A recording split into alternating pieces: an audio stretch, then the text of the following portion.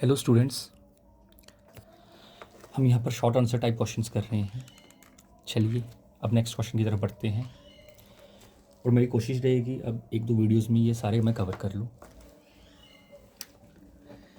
चलिए क्वेश्चन देखते हैं हम।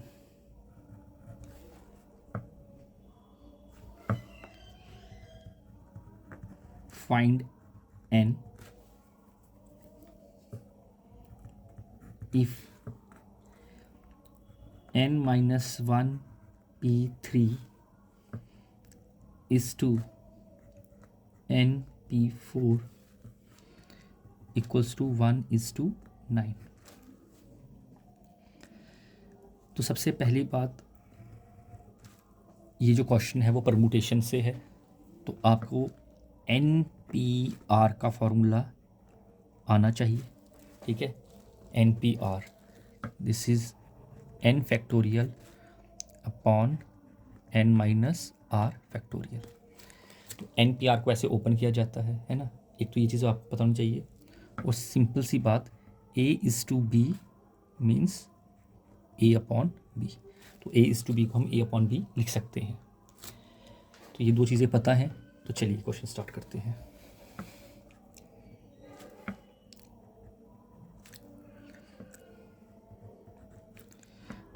इस चीज़ को मैं लिखता हूँ n minus 1 p3 upon n p4 and this is equals to 1 upon 9। ठीक है, अब मैं यहाँ पर फॉर्मूला लगाता हूँ एन पी आर का, n factorial upon n minus R factorial. तो ये मेरा n है, n factorial upon n minus r factorial. This is my n and this is my r। नीचे भी लगाइए, n factorial upon n minus r factorial and this is equals to 1 upon 9।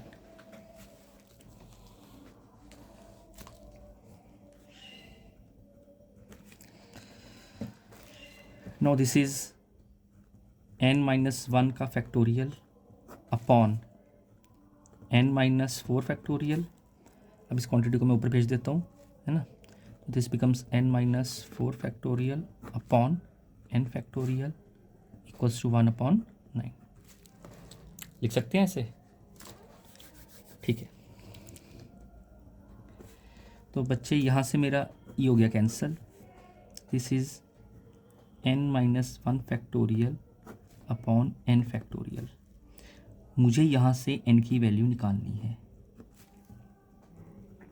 यहाँ से मैं करता हूँ, इसको ऐसे रहने देता हूँ। n को मैं लिख सकता हूँ n into n minus 1 factorial equals to 1 upon 9। ये गया, ये गया। This implies 1 upon n equals to 1 upon 9 which further implies n is equals to 9। I hope बच्चों ये सिंपल सा क्वेश्चन आपको परमुटेशन का समझ आया होगा, जो कि एक बार आपके पेपर में आ चुका है। इसमें मैंने सिंपली चीज़ों को थोड़ा सा सॉल्व किया, एन पी आर का फॉर्मूला लगाया, और जैसे हम 5 फैक्टोरियल को कैसे लिख सकते हैं, 5 इंटू 4 फैक्टोरियल, है ना। फैक्टोरियल को कैसे ओपन करता है, ये सब चीज़ें आप लोगों को पता होंगी। तो वैसे ही मैंने n फैक्टोरियल को कैसे ब्रेक किया, n into n minus 1 factorial. चलिए नेक्स्ट क्वेश्चन पे बढ़ते हैं।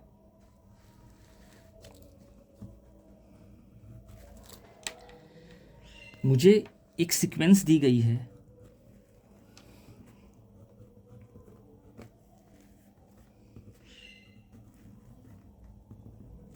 क्लियरली ये जो सीक्वेंस दी गई है, यहाँ पर ये जीपी है। तो एक सीक्वेंस दी गई है, इनसे एक जीपी दी गई है।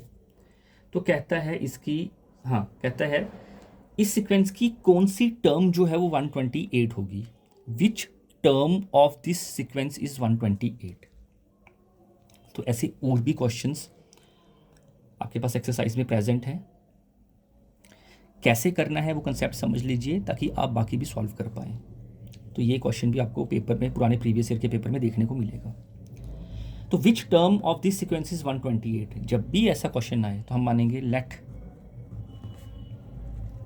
nth term of this sequence is 128। तो आपने मान लिया कि इसकी जो nth टर्म है वो 128 है, मतलब an जो आ गया वो आ गया 128। तो nth टर्म क्या बनेगी जीपी की, a r n minus 1 is equals to 128, जहां पर a जो है आपके पास फर्स्ट टर्म है जीपी की और r जो होती है वो कॉमन रेशियो होती है। Clear, a is the first term and r is the common ratio.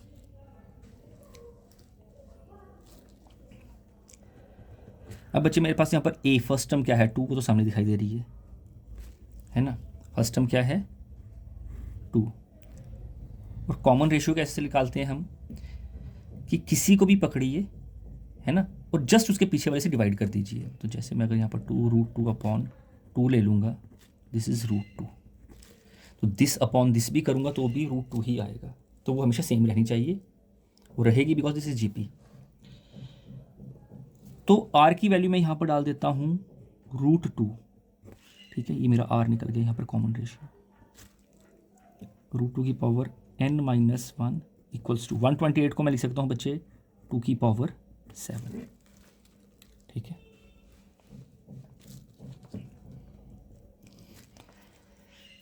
अब मैं करता हूँ यहाँ पर √2 है, √2 को सॉरी 2 है तो 2 को मैं लिख सकता हूँ √2 का होल स्क्वायर, √2 की this is n minus 1 and 2 को मैं लिखता हूँ √2 का स्क्वायर और ऊपर 7, चलेगा।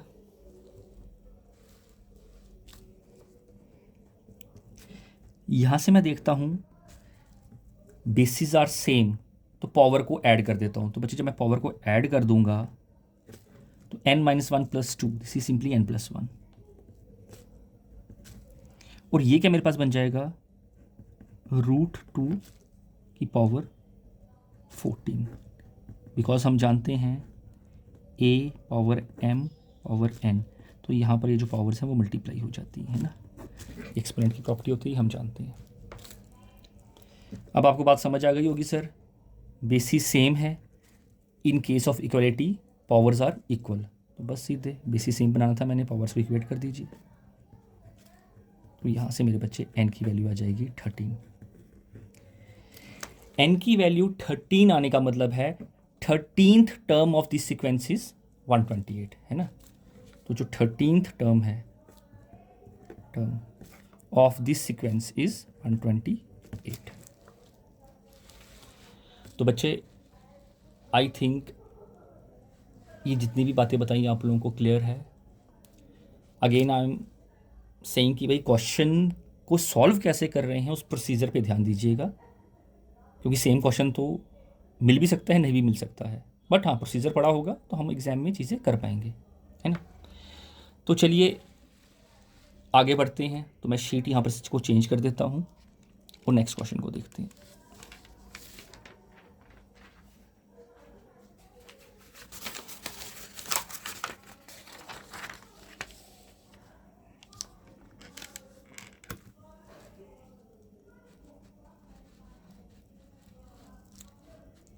चलिए नेक्स्ट क्वेश्चन देखते हैं। कहता है find the centre and radius of circle. ठीक है, आपके पास एक इक्वेशन दी गई है, क्लियरली ये इक्वेशन ऑफ सर्कल ही है ना, इतना अंदाज़ा तो होगा आप लोगों को। तो इस इक्वेशन ऑफ सर्कल के लिए, this is the equation of circle given to you, मुझे यहाँ पर सेंटर निकालना है। इसका सेंटर क्या है, जिस भी सर्कल की इक्वेशन है उसका सेंटर क्या है और उसका रेडियस क्या है। ठीक है, तो सबसे पहले मैं करता हूँ यहाँ पर इक्वेशन को स्टैंडर्ड फॉर्म में लिख देता हूँ। मुझे पता है standard form of equation of a circle में बीच में माइनस होता है, x माइनस, इसको मैं लिख देता हूँ -5 का होल स्क्वायर। ठीक है, और इसको बच्चे मैं ऐसे ही रहने देता हूँ, x माइनस एच का whole square plus y minus के का square equals to are square. तो r का स्क्वायर यहाँ पर मुझे स्क्वायर बनाना है, तो इसको तो आराम से स्क्वायर में लिख सकता हूँ 6 का स्क्वायर, तो 6 का स्क्वायर इज 36। अब मान लो आपके पास 5 होता तो 5 को आप अंडर रूट 5 का होल स्क्वायर लिख सकते हो, है ना। तो जिस चीज़ के लिए अगर आपके पास एक परफेक्ट स्क्वायर नहीं दिया गया है तो वहाँ पर आप अंडर रूट लगा के लिख सकते हो। तो 5 को मैं सिंपली लिख सकता हूँ अंडर रूट 5 का होल स्क्वायर, पर 36 है तो 36 ही सिंपली 6 का स्क्वायर, दिक्कत वाली बात नहीं है। ठीक है सर, अब शो कर लो compare. On comparing with standard equation of the circle that is x minus H का स्क्वायर प्लस y माइनस के का square equals to are square. Compare करने के बाद हमें h कितना मिल जाएगा, -5, है ना। माइनस के साथ यहाँ पर क्या है h, और माइनस के साथ यहाँ पर क्या है -5, तो h इज़ -5, k मेरा बच्चे 3 आ जाएगा एंड r मेरा 6 आ जाएगा। देयरफॉर सेंटर में क्या बोलूँगा, सेंटर के कोऑर्डिनेट्स मुझे पता है क्या होते हैं, h के, तो this is equals to -5 3 and radius is equals to 6। तो आई होप ये बात भी बच्चे आप लोगों को समझ आ गई होगी। चलिए आगे बढ़ते हैं। कहता है ये आपके पास एक पैराबोला की इक्वेशन दी गई है, y square equals to 12x, है ना। एक पैराबोला की इक्वेशन दी गई है। कहता है इसका coordinate of focus equation of directrix, क्या क्या निकालिए। इसका कोऑर्डिनेट ऑफ फोकस की कोऑर्डिनेट, इक्वेशन ऑफ डायरेक्ट्रिक्स निकालिए, और लेंथ ऑफ लेटस रेक्टम, ये चीज़ें बताइए। ठीक है, तो चलिए बच्चे इसको देखते हैं। अगेन आई एम रिपीटिंग, चीज़ों को समझिएगा ताकि वो अगर डिफरेंट टाइप का भी क्वेश्चन है उस पर आप अप्लाई कर पाएँ। अगेन आई एम रिपीटिंग, जैसे अगर इसकी बात मैं करूँ तो ये राइट हैंड पैराबोला है, तो क्या पता क्वेश्चन आपके पास लेफ्ट हैंड पैराबोला पे आ जाए, अपवर्ड पैराबोला पे आ जाए, डाउनवर्ड पैराबोला पे आ जाए, है ना। तो यहाँ पर मैं वही क्वेश्चन डिस्कस कर रहा हूँ जो प्रीवियस पेपर में आए हुए हैं, वही मैंने यहाँ पर उठाए हैं। तो this is equation of right hand parabola, सामने दिखाई दे रहा है Y square equals to 4ax की टाइप की है ना। तो थोड़ा समझाने के लिए मैं आप लोगों को यहाँ पर इसकी एक डायग्राम बना लेता हूँ रफली। मेरा एक्स ले लो, ये मेरा वाई एक्सिस ले लो। तो राइट हैंड पैराबोला है तो ऐसे ही ओपन होगा, है ना। अब मुझे पता है राइट हैंड पैराबोला के केस में फोकस क्या होता है, a0, है ना, और इस चीज़ को वर्टेक्स बोलते हैं, ठीक है ना। तो इसका जो वर्टेक्स होगा वो क्या है, 0 0, ठीक है। स्टैंडर्ड इक्वेशन के केस में जो वर्टेक्स है वो है 0 0। तो कोऑर्डिनेट ऑफ फोकस होता है इस केस में a0, मीन्स सब केस में, ठीक है। राइट वाले में, क्योंकि राइट वाले में ये है, फिर लेफ्ट वाले का अगर आ जाए तो -a0, फिर अप का अलग, डाउन का अलग, ये चीज़ें पता होनी चाहिए।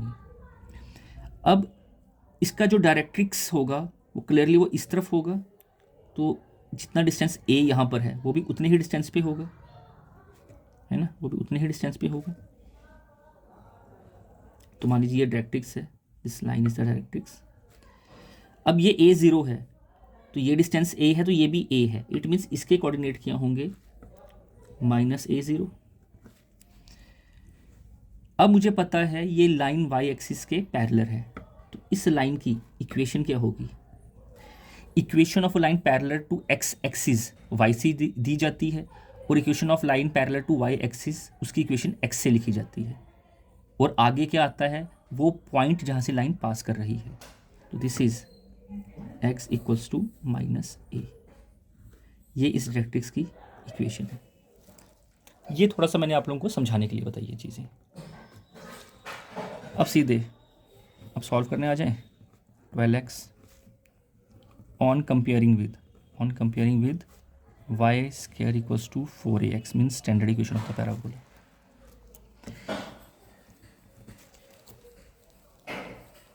तो बच्चे जैसे ही आपने कंपेयर किया, यहाँ पर x का कोफिशिएंट है 12, यहाँ पर x का कोफिशिएंट है 4a।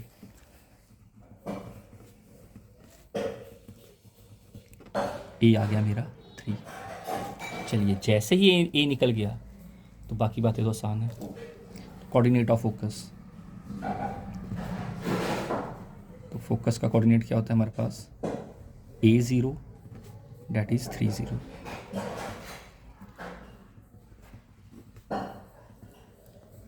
Equation of directrix x equals to minus a, तो हो जाएगा x इक्वल्स टू -3।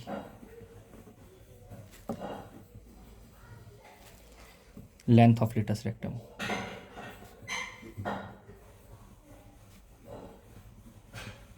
क्या होता है 4a, this is 4 into a is 3, 4 3 12, this is 12 units. तो आई होप बच्चों ये चीज़ें आप लोगों को समझ आ रही होंगी, ये जो मैं आपको बता रहा हूँ। तो ये भी आपके पास प्रीवियस ईयर पेपर में क्वेश्चन आया हुआ था, क्या पता जो हम कर रहे हैं वही चीज़ पेपर में आ जाए तो हमें थोड़ा फ़ायदा हो जाए, है ना, हमें मीन्स बच्चों को फ़ायदा हो जाए और हमें खुशी होगी। चलिए बच्चे अब नेक्स्ट क्वेश्चन पे आते हैं।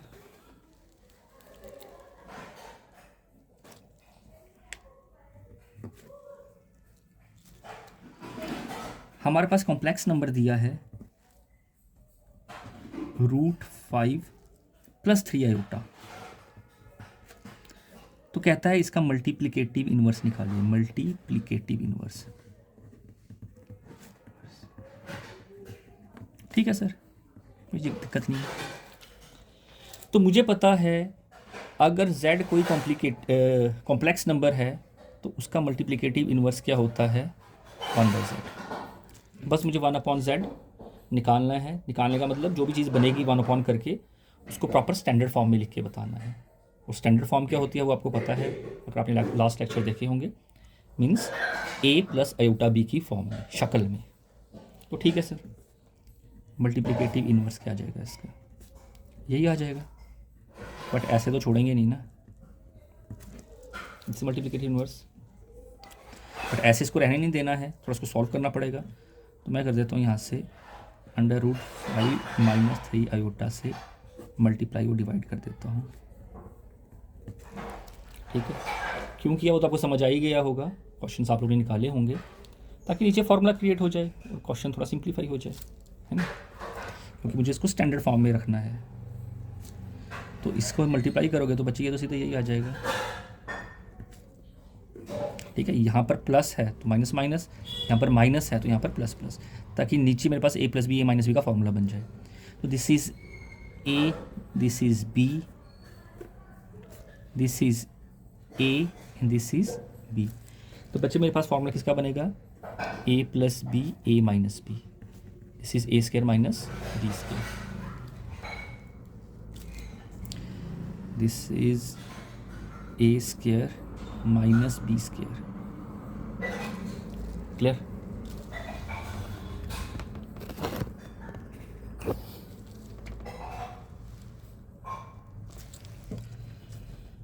Now this is √5 - 3 iota upon this is 5 minus 3 का स्क्वायर करूँगा तो 9 आएगा बच्चे, आयोटा का स्क्वायर करूँगा तो -1, दिस इज माइनस।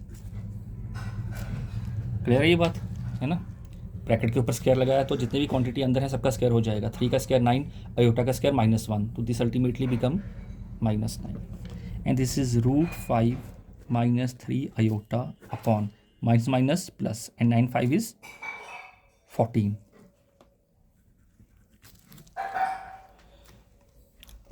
तो ये मेरा बच्चा आ गया मल्टीप्लिकेटिव इनवर्स। इस तरीके से मल्टीप्लिकेटिव इनवर्स आप लोगों ने निकालना है, क्लियर। तो आई होप यहाँ तक की बातें आप लोगों को समझ आई होंगी। अब बच्चे एक तो 4-5 क्वेश्चंस मैंने और कराने हैं, ठीक है। तो फिर मैं शॉर्ट टाइप की जो सीरीज़ है उसको बंद कर दूंगा, और कुछ इम्पोर्टेंट एक आधा लगेगा तो वो भी बता दूंगा। फिर हम दोबारा कोशिश करूंगा कि जो लॉन्ग वाले क्वेश्चन हैं वो और बता दूं, ताकि जितना कर लें अगेन थोड़ा एक सेफ साइड हो जाती है कि भाई हमें काफ़ी कुछ करके गए हैं पेपर में, ठीक है। ठीक है स्टूडेंट्स, मिलते हैं नेक्स्ट वीडियो में।